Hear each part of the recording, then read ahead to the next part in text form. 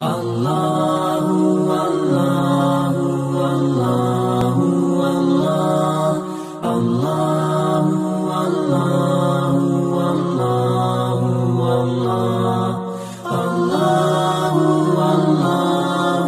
अल्लाहु अऊज़ु बिल्लाहि मिनश शैतानिर रजीम बिस्मिल्लाहिर्रहमानिर्रहीम। अस्सलामु अलैकुम वरहमतुल्लाहि वबरकातुहू। अज़ीज़ान मोहतरम, उम्मीद है कि आप सब हज़रात खैर वाफ़ियत से होंगे और हम जो सबक पढ़ रहे हैं उसकी कुछ ना कुछ दोहराई भी हो रही होगी। तो गुज़िश्ता सबक में हमने जो पढ़ा था वो था जीम शीन या, यानी हम ये पढ़ा कि जीम शीन या की अदायगी कहाँ से होगी, जीम शीन या।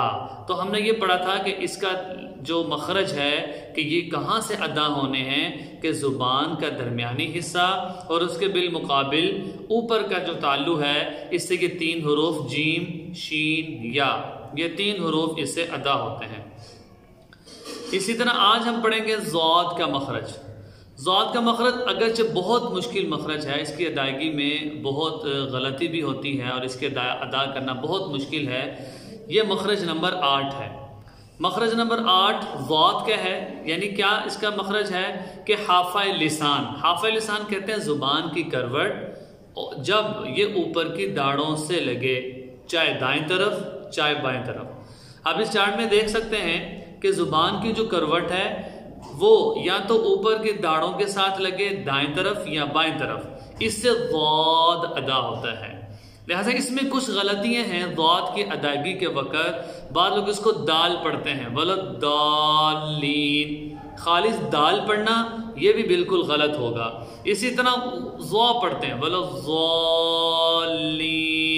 तो ये भी गलत है। इसी तरह गैन पढ़ना वलद्दालीन, तो ये सारी वो गलतियां हैं जिनसे बचना निहायत ज़रूरी है। इसी तरह हम जा पढ़ते हैं वलज़ालीन, ये सारी वो गलतियां हैं कि जो ज़ौद का मखरज नहीं है।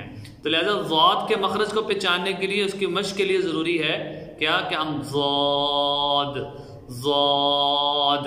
क्या हमने इसका मखरज पढ़ा था? मखरज हमने ये पढ़ा था कि हाफ़ाए लिसान, यानी ये ज़ुबान है, ज़ुबान की करवट और ऊपर की दाढ़ें, जब जुबान ऊपर की दाढ़ों के साथ लगे, चाहे दाएं तरफ लगे चाहे बाएं तरफ, इससे ज़ौद अदा होता है।